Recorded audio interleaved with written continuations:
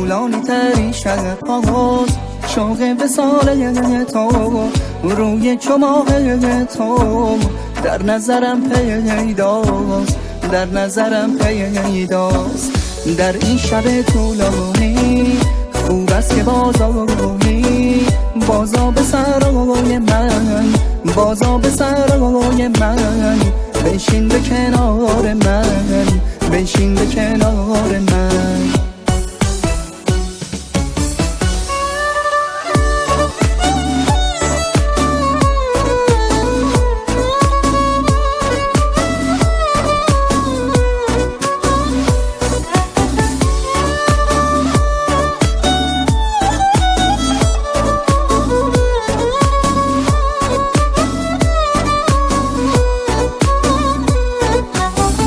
تو شم و من پروانه بر گرد تو میگردم، دیوانه و دیوانه بر گرد تو میگردم.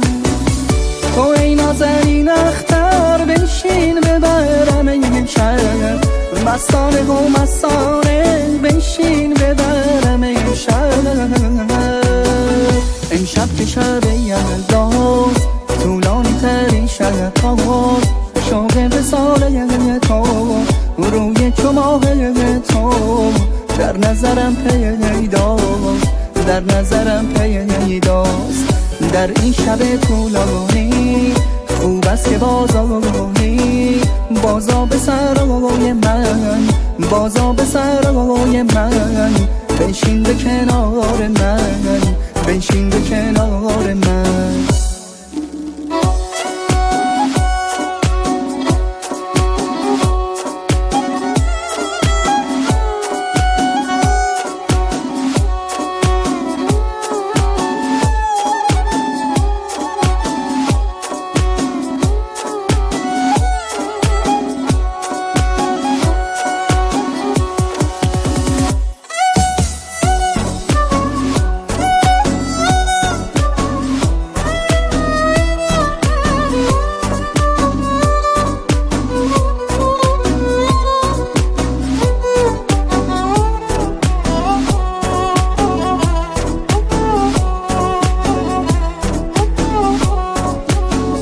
امشب که شب یلداست، هرگز تر ابد از یاد